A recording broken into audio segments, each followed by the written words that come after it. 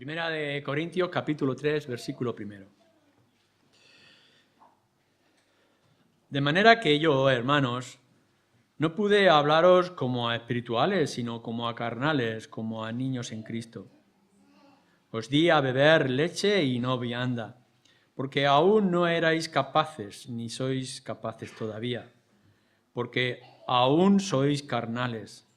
Pues habiendo entre vosotros celos, contiendas, disensiones, ¿no sois carnales y andáis como hombres? Porque diciendo el uno, yo ciertamente soy de Pablo, y el otro, yo soy de Apolo, ¿no sois carnales? ¿Qué pues es Pablo y qué es Apolos? Servidores por medio de los cuales habéis creído, y eso según lo que a cada uno concedió el Señor.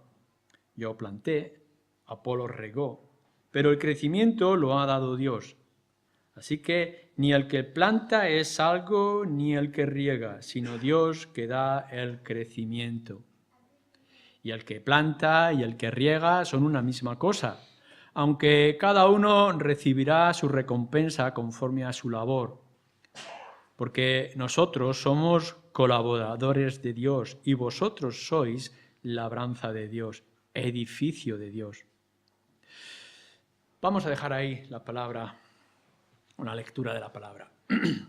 El domingo último que estábamos viendo este pasaje, traíamos un principio, que es un principio general de las Escrituras, con respecto a la carnalidad o lo que podríamos hablar, la inmadurez de aquellos que dicen ser cristianos. Y cómo eso se puede manifestar de diferentes formas. Cuando uno pensaba que ya ha crecido lo suficiente para ser adulto o maduro en la fe cristiana, resulta que todavía es como un niño. Y bien, es verdad que todos comenzábamos como un niño, porque hay que ser un niño para recibir el Evangelio. Pero después enseguida se ha de notar que hay un crecimiento y hay un desarrollo, es decir, que si no cada día, sí cada semana, tenemos que ir viendo ese crecimiento, ese desarrollo del que era bebé, es niño y es maduro. Estoy hablando como abuelo, de haber visto estos días a mi nieta. Bien, tenemos que ir viendo cómo eso se va desarrollando, cómo vamos creciendo. Lo triste que nos enseña las Escrituras y que podemos ver entre nosotros es que alguien que ya debería de ser adulto en su fe, maduro, espiritual, todavía sea carnal o inmaduro. Pero después de haber dejado este principio, claro, en los primeros versículos, ahora Pablo entra en qué manera particular ese problema ha surgido en la iglesia de Corinto. Y tendremos que ver si eso es algo que también puede estar dándose en nosotros y que deberíamos de estar alerta. Fijaros cómo dice, y leemos otra vez el versículo 4 y 5. Después de haber dado el principio, dice, porque diciendo el uno, yo ciertamente soy de Pablo, y el otro, yo soy de Apolo, ¿no sois carnales? ¿Qué pues es Pablo y qué es Apolo? Servidores por medio de los cuales habéis creído, y eso según lo que a cada uno concedió el Señor. Así que, después de habernos dicho que puede ser uno carnal o poco espiritual, nos dice ahora de qué manera esto podía estar dándose. La manifestación concreta de la carnalidad y de la inmadurez de los llamados cristianos. Podríamos poner otras muchísimas cosas. En nuestras actitudes o los comportamientos o en doctrinas. Es decir, que esa inmadurez cristiana se manifiesta en muchas cosas, en muchas actitudes que los creyentes podrían tener, que podrían tener los de Corinto. Más adelante, en el capítulo 5 y luego también en el 7 y el 8, nos va a hablar de estas debilidades y flaquezas. ¿Cómo es posible que los creyentes que lleváis tantos meses o tantos años en la fe podáis estar todavía en los pañales? ¿Cómo es posible esto? Fijaros bien que lo que nos va a plantear aquí, en estos versículos, no es una cuestión de pecado, sino que es una cuestión de inmadurez. No está diciendo que tendrá que afrontar, como en el capítulo 5, que hay gente que está cometiendo un pecado que es innombrable incluso. Aquí no está hablando de pecado, no está diciendo, por ejemplo, que alguien está siguiendo un error o una herejía. Si pudiéramos decir que alguien está en una terquedad con respecto a su vida o una desobediencia clara a la palabra, no hay ningún problema en sí, simplemente habría que disciplinar o habría que apartar a aquel hermano que está en esta situación. Pero los versículos que nos están diciendo con respecto a esta inmadurez, en la manera que se manifiesta, no es que había que tratar un pecado, sino que había que tratar una inmadurez incluso en cosas que pueden ser o parecían ser buenas. Y aquí es donde nosotros tendremos que fijar nuestra atención para nosotros mismos en esta mañana. No vamos a tratar en cómo afrontamos el pecado, ya lo dejaremos para más adelante. Lo que vamos a tratar es que posiblemente podamos estar teniendo énfasis en cosas que nos parecen buenas y que posiblemente son buenas, pero en realidad lo que están haciendo es manifestar nuestra inmadurez o aún más fuerte nuestra carnalidad. ¿Por qué? Fijaros cómo nos lo dice.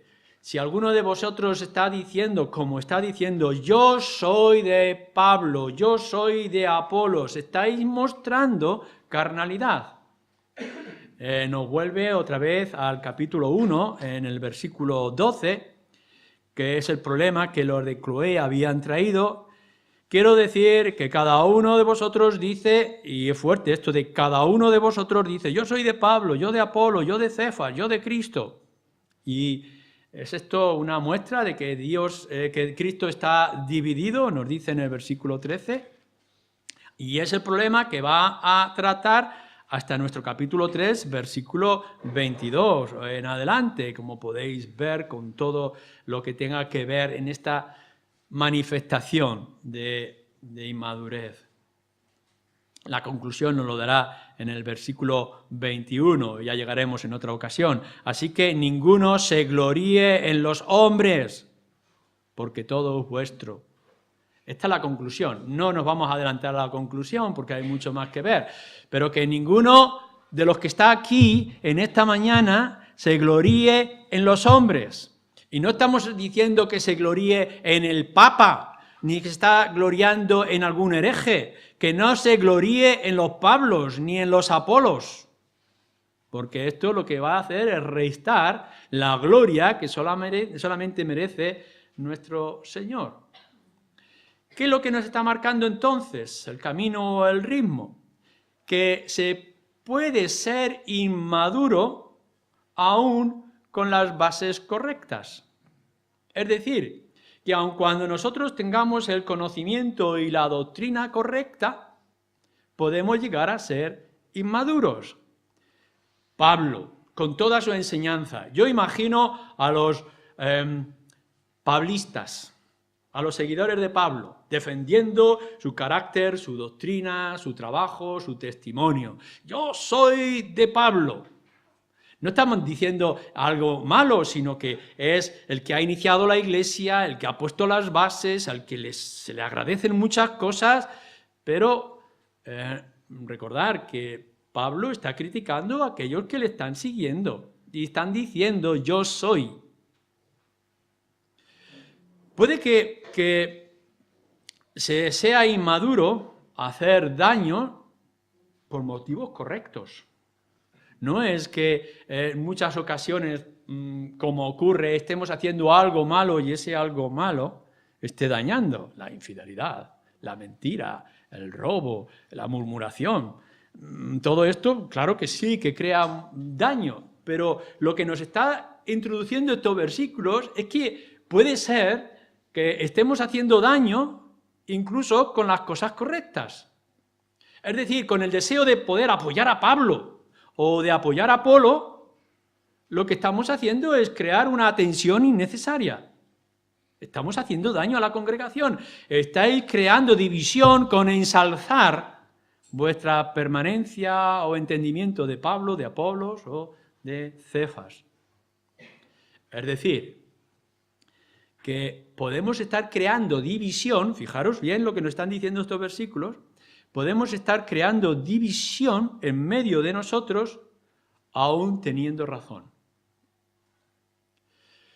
¿Cuántas veces el problema no está en la razón que uno tiene, sino en la manera de enfatizar esa razón? Cuando nos puede hacer exclusivistas o nos puede hacer quitar del medio o menospreciar otra situación.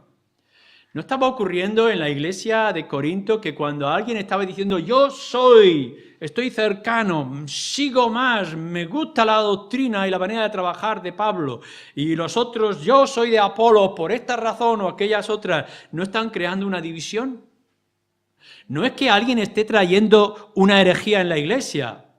Si alguien se atreve a decir una doctrina incorrecta o traer un nombre de persona que no sea fiel a la palabra de Dios, enseguida lo debemos de marginar y de quitar del medio de nosotros. Pero lo que está ocurriendo aquí es que había discípulos, o todos, como nos dice en el capítulo 1, versículo 12, todos ellos se estaban dividiendo en diferentes grupos. Y aun cuando estas personas, Apolo, lo podéis ver en el libro de Hechos, o Pablo tendrían la doctrina correcta y adecuada, su manera de obrar, su énfasis que estaban manifestando, lo que estaban creando era una división. Estaban produciendo un daño. Entonces, bien, ¿qué es lo que puede estar ocurriendo en medio de nosotros, en nuestras propias circunstancias? ¿No pudiera ser que tu razón se convierta en una cerrazón que está produciendo una tensión que puede llegar a destruir la comunión? No puede ser que la terquedad o el énfasis exagerado y desmedido, la cabezonería, pueda crear una tensión innecesaria. No es que estemos diciendo voy a defender la verdad contra el error. No, lo que estaban diciendo es que una verdad la estoy confrontando con otra verdad. A un hombre, que es Pablo, lo estoy enfrentando a otro hombre, que es Apolos. ¿No es esto un peligro serio? Así que ahora nosotros venimos con nuestros propios nombres. Quizá no nos vamos a decir que somos apolonistas y pablistas y que seguimos a uno o a otro o a los Pedros, pero sí es verdad que cada uno de nosotros tiene un énfasis en su doctrina, o tiene un énfasis en su predicador favorito, o en alguien con el que se identifica mejor. Y no será que esto va a crear, aun cuando es verdad que nos pueda gustar uno más que otro, y nos podamos sentir más a gusto en la expresión o en la elocuencia de uno y otro. ¿No es verdad que un énfasis exagerado puede crear la división de la que nos está hablando aquí? Más de uno de vosotros me ha preguntado en alguna ocasión, ¿quién va a predicar el próximo domingo? Y cuando yo le he dicho ciertos nombres, ¿no estamos haciendo diferencia? ¿No estamos creando un problema? Es normal que a uno o a otro le gusten ciertas personas o ciertos predicadores, pero cuando meneamos la cabeza y hacemos gesto de no venir porque fulano o mengano va a predicar que no es de mis favoritos, ¿estamos creando un problema? O no podremos caer en el riesgo de que cuando hacemos una conferencia pública o algo general y viene alguien y lo primero que preguntamos es quién va a predicar o quién va a traer la palabra, en lugar de decir qué doctrina es la que nos va a traer, ¿no estamos creando un pequeño problema de tensión? O que nos hemos hecho socios de ese predicador preferido en Internet porque nos grita muy bien o nos habla de cierta manera, y no en cambio ese otro que parece más aburrido aun cuando enseña las mismas cosas. ¿No estamos creando unas bases de un problema que pueda ser más serio en medio de nosotros? Así que lo que nos está planteando aquí Pablo acerca de los seguidores que tenía él mismo y de los demás, es algo que aun cuando tengamos la razón, o aun cuando tengamos nuestros gustos y los defendamos, si los defendemos de cierta manera y rechazamos otras actitudes, no estamos creando una división, y esa división no es, por tanto, nuestra inmadurez. Que los gustos y las preferencias que nosotros tenemos, cada uno de nosotros podamos tener, no se conviertan en una dependencia de esos gustos o una pertenencia a esos nombres. Podríamos tener nuestros músicos preferidos, pero siempre se nos recomienda tener una variedad de gustos en la música. Igual también con respecto a la doctrina, mientras sea una doctrina bíblica, no nos aferremos a una sola idea, a una sola doctrina o a un solo nombre, porque esto puede crear daño en el conjunto del pueblo de Dios. Así que Pablo, en segundo lugar, ahora nos desarrolla de esta manera. ¿Qué pues nos hace pensar o nos trae como pregunta? ¿Qué pues, versículo 5, es Pablo? ¿Y qué es Apolos? En otras palabras, ¿qué somos nosotros? ¿Y qué es el ser humano comparado con aquel al cual nosotros pertenecemos? ¿Qué comparación nosotros podríamos hacer con nuestra pequeña vela o cerilla con el sol que resplandece? ¿Cómo podemos estar creando nosotros una tensión, dice Pablo, entre unos y otros, comparado con aquel que es nuestro Señor y Salvador? Si alguno está diciendo, y lo podremos ver el próximo domingo, yo soy de este, no está minando su personalidad, su carácter, que lo que tendríamos que decir con toda nuestra fuerza, yo soy de Cristo, yo le pertenezco a Él es mío, Él es sobre todo, y no que yo soy de fulano o de mengano. Así que Pablo nos hace una pregunta retórica. ¿Qué soy yo? ¿Quién soy yo? Para que seas la meta o el principio de seguidores. Pablo, fijaros bien que está hablando en primer lugar de sí mismo. No se está poniendo en los altares. En algún momento él tiene que defender su ministerio. Y él tendrá que defender su apostolado. Y él tendrá que justificarse delante de los judíos o legalistas de la circuncisión y delante de aquellos que le critican y los malos predicadores o los malos líderes que podía haber en ciertos lugares. Pero en este momento, ante este problema, Pablo trae una realidad. ¿Quién soy yo, en primer lugar? Una reflexión seria. No creo que sea mera retórica de apariencia, sino una convicción real que Pablo tiene y que lo está manifestando como lo hace en otros lugares. En los momentos de mayor expresión, Pablo dice, y yo el más pequeño de los apóstoles, o yo el más grande de los pecadores. Es así como nos deberíamos de estar empezando cada uno de nosotros ante este problema, que cada uno pudiera hacer esta reflexión seria. ¿Quién eres tú? O de una manera más general, ¿qué es el ser humano? ¿Qué son los hombres comparados a nuestro Salvador? Tendríamos que mirarnos a nosotros mismos en el momento de empezar.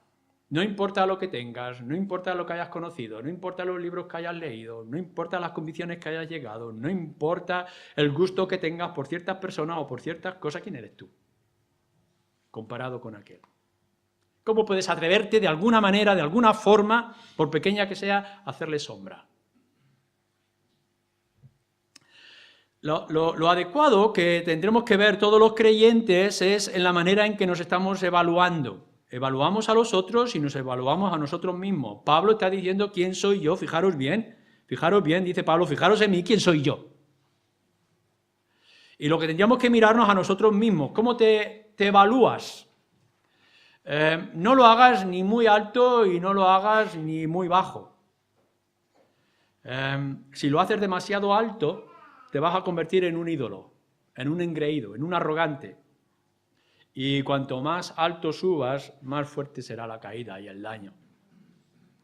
Qué triste es cuando vemos esos grandes hombres que en un pasado parecían ser de Dios y que han subido tan alto y se han dejado llevar, esos pequeños Herodes que permiten la exaltación para después morir comido por gusanos. Así que no te valores más allá de lo que eres. No valores tampoco muy bajo para que te conviertas en un instrumento, en algo manejable por todos los demás. No somos solo objeto. No te creas tan indefenso, ignorante y pequeño para que tengas que seguir cualquier soplo de doctrina que escuchas en Internet. Ni que se levante aquí ningún pastor de oratoria o de conocimiento de las Escrituras, porque tú también tienes las Escrituras. Y tú también tienes el poder y la presencia del Espíritu, tú también eres capaz de discernir. Entonces no tienes que seguir a cualquiera, ni muy alto ni muy bajo. Lo que tienes que buscar es tu equilibrio como persona e instrumento delante de Dios. No valores a nadie por lo que tiene, no valores a nadie por lo que habla o por el nombre, que esto todo es engañoso.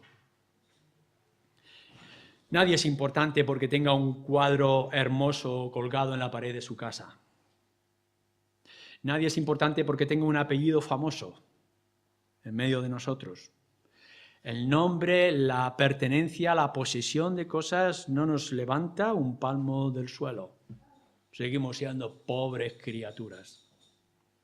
La Escritura nos da la medida adecuada para Pablo, Apolo, Cefas y cada uno de nosotros que estamos aquí en esta mañana. Y esa medida justa es la que debemos de tener cada día de nuestra vida. En primer lugar, hemos sido creados a la imagen de Dios y eso nos hace dignos. Y nos ha creado esa imagen para su gloria, ni más ni menos. Hemos sido creados para la gloria de Dios, es decir, que donde vamos y lo que hacemos y lo que decimos, cómo nos comportamos, glorifica o no la grandeza de nuestro Dios, que es nuestro Creador, sobre todas las cosas. La segunda cosa que tenemos que recordar y que nos dice la Escritura es que el pecado ha hecho un daño tremendo y ha deteriorado y ha manchado la imagen que deberíamos de representar de Dios. Así que a todos los lados que vamos con estas arrugas y lunares y manchas de la grandeza y la gloria de Dios que debería de reflejar nuestra presencia y nuestra existencia. Pero en tercer lugar nos dice que la redención nos va colocando en el lugar que nos corresponde. Y que no solamente fuimos redimidos en su momento, sino que ahora la obra del Espíritu nos va santificando a la imagen de aquel que es el modelo para nosotros. No podemos pensar más y no podemos pensar menos. Somos la misma imagen de la gloria de nuestro Dios, dañada así por el pecado en nuestras propias vidas, pero que ahora vamos siendo restaurados por la poderosa obra de nuestro Señor Jesucristo. No penséis más que eso, no penséis menos que esto. Pero el tercer paso que nos dice es una aclaración importante. ¿Qué pues es Pablo y qué es Apolos? Hemos respondido a esa pregunta más o menos de lo que nos dice la Escritura. Pero Pablo da un paso y dice, pues ¿qué es lo que somos? Servidores. Servidores, dice, por medio del cual habéis creído. Y eso según lo que a cada uno concedió el Señor. Servidores. ¿Habéis pensado y habéis imaginado mayor oficio para todos los creyentes, el más extraordinario de los servicios? Lo que podríamos haber alcanzado, el oficio más glorioso y más orgulloso para nuestras almas, ¿que el qué? Que ser servidores de un Dios como el nuestro.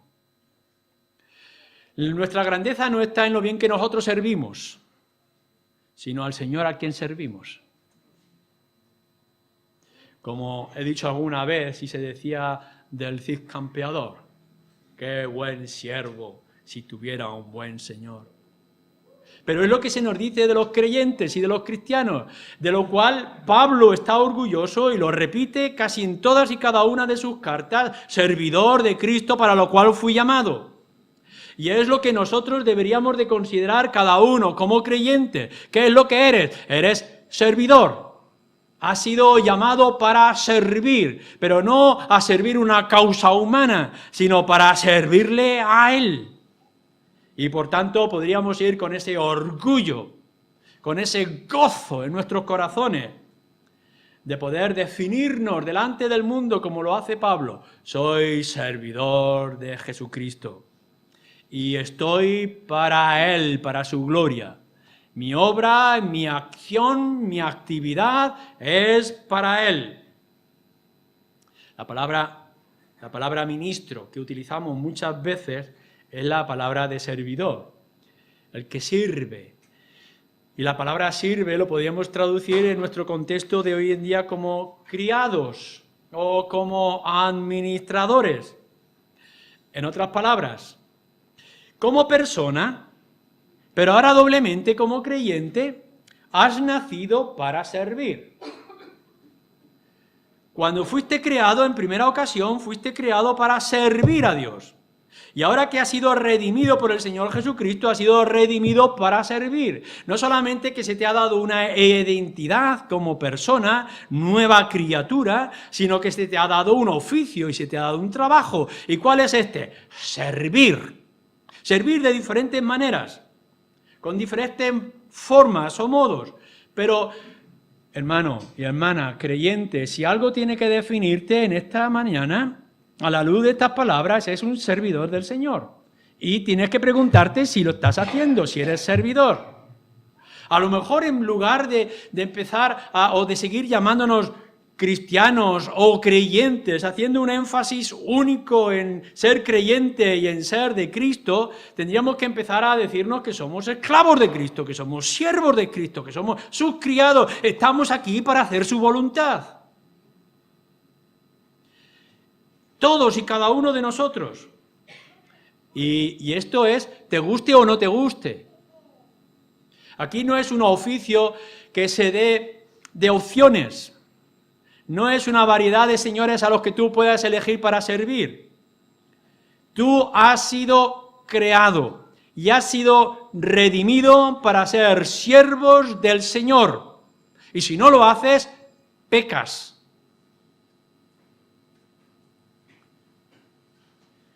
O como Pablo lo hará también en la carta a los romanos, hemos sido creados y hemos sido traídos para su gloria. Y todo lo que hagamos, sea, lo que hagáis, en vuestra manera de entrar, en vuestra manera de actuar, tiene que ser, debe de ser para la gloria de Dios. ¿Es así como ves tu vida? ¿Tú te planteas la vida como has venido a este mundo para disfrutar? ¿Has venido a este mundo para tener?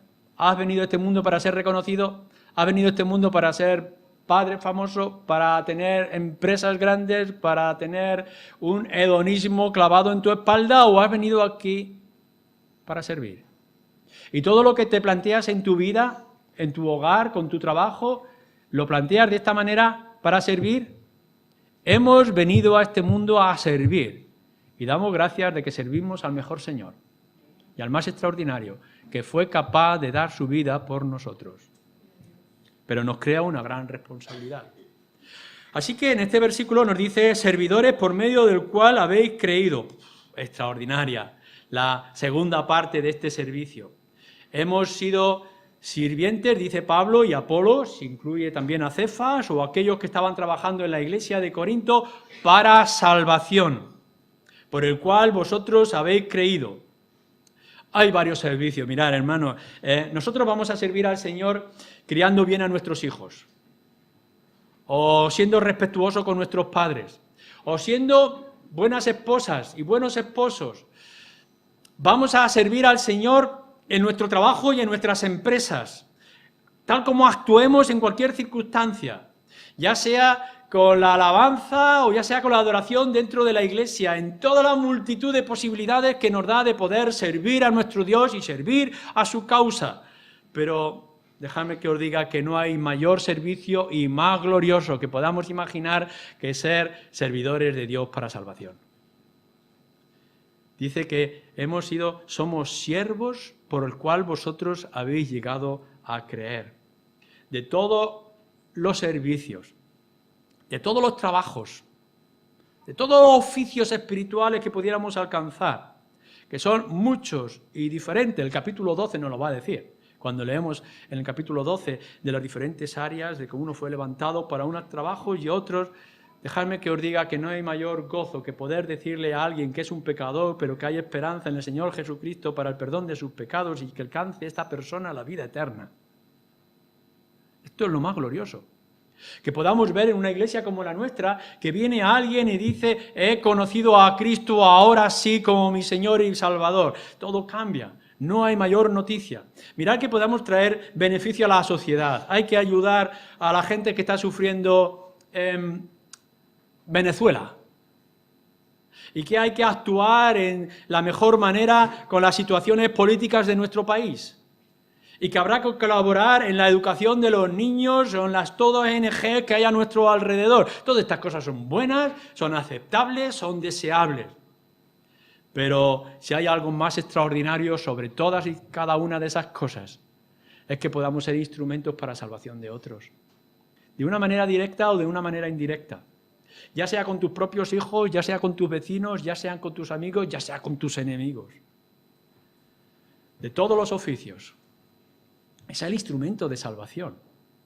El que alguien pueda alcanzar el perdón de pecados con tu mensaje, o con tu vida y tu testimonio.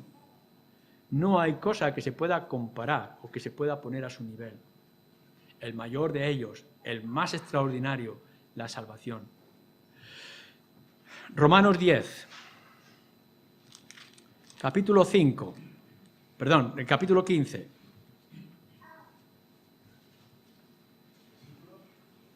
Romanos 10, 15. O el 14. ¿Cómo pues invocarán a aquel en el cual no han creído? ¿Y cómo creerán en aquel de quien no han oído? ¿Y cómo oirán sin haber quien les predique? ¿Y cómo predicarán si no fueren enviados? Como está escrito, y ponerlo en color fluorescente. Cuán hermosos son los pies de los que anuncian la paz, de los que anuncian buenas nuevas. ¿No es esto extraordinario? Es una cita, lo está basándose en Isaías, en el profeta Isaías, capítulo 52. Cuán hermosos son los pies de aquellos que anuncian el Evangelio. Fijaros en todos vuestros oficios, en todas vuestras responsabilidades, en el ejercicio de vuestros dones. Todos son necesarios para la edificación de la iglesia, para el testimonio a las naciones, para poder llevar el mensaje a todas partes. Pero pensar bien que no hay cosa más hermosa. El que podamos haber sido instrumentos, siervos de Dios, para la salvación de pecadores. Y por tanto no hay cosa más deseable que poder llegar a ser instrumento de esta forma. Ya sea de una manera esporádica o ya sea de una manera constante. Ya sea que pueda ocurrir de vez en cuando o que el Señor en su gracia permita que lo podamos ver de manera regular. Pero si algo tiene que llenar nuestro corazón, y como dice también la palabra de Dios, que pueda llenar de gozo el cielo, es la predicación del Evangelio para que otros conozcan la salvación. Así que Pablo nos está diciendo, nosotros no somos nada. Ni Pablo ni Apolos somos nada. Lo que somos servidores por medio del cual vosotros habéis creído. Pero va a dejar, por último, una nota de aclaración. Y eso, según lo que cada uno concedió el Señor. Porque si somos siervos, instrumentos para que otros puedan llegar a la salvación, no es por lo que nosotros somos por naturaleza o hemos adquirido por nuestra experiencia, que todo puede ver de nuestra educación, si es verdad, nuestra formación, nuestra implicación, etcétera, pero al fin y al cabo todo es por gracia. No solamente nuestra salvación, sino nuestro servicio para la salvación de otros es por pura gracia. Esto es lo que nosotros hemos conseguido según lo que el Señor nos concede. Y ahí entran nuestros dones y nuestros talentos. Cuando alguien pueda tener en apariencia más dones y más talento para que lo podamos admirar como un Pablo, como un Apolo, tenéis que recordar que esa persona al que vosotros queréis levantar en un altar no es nada si Dios no se lo concede. Que quien lo ha puesto allí, o eres tú con tu arrogancia, de lo cual caerá con un tremendo daño, o lo ha puesto Dios como instrumento y como servidor. No hay nada de que nos podamos gloriar. Ni el que está aquí, ni el que está allí, ni en ninguna actividad que podamos hacer, no hay nada en gloria nuestra. Todo lo da Dios. Y cada uno de esos pequeños dones o grandes dones que tú puedas tener, o esos tremendos dones que otros en el servicio al Señor y la causa puedan tener, todo simplemente es una concesión del Señor. Por tanto, llegamos a una conclusión clara antes de llegar al versículo 21, solamente con leer estos versículos. Si lo que somos servidores, porque no somos nada, pero sí llamados para servir al Señor, y servirlo con la mayor de las causas que pudiéramos tener, que es que mi vecino, mi amigo, mi familiar conozca el Evangelio y se convierta. Recordar que no hay vanidad ni orgullo para ti con estas cosas, sino que esto es así porque el Señor lo concede. A Él sea la gloria. Porque todo el resultado que puedas ver en tu vida o el resultado que puedas ver en las personas es para la gloria de Dios. El mérito es suyo y solamente es suyo y no lo comparte con nadie. Puedes tomar una causa justa, pero si esta causa justa, en doctrina o en persona o el nombre que tú puedas llevar, va a crear una división o corre el riesgo de crear un daño, estás cometiendo un error. Te lo tienes que plantear de manera diferente. Todo aquel que escuche en internet, que escuches en este lugar, todo libro que leas, toda experiencia que te enriquezca, que sea para la gloria de Dios y nunca, nunca para la gloria de los hombres. Y que esto lo que nos haga es recordar que nuestra pertenencia, el yo soy, es de Cristo y nunca de Pablo o de nombre alguno. Que así sea. Amén.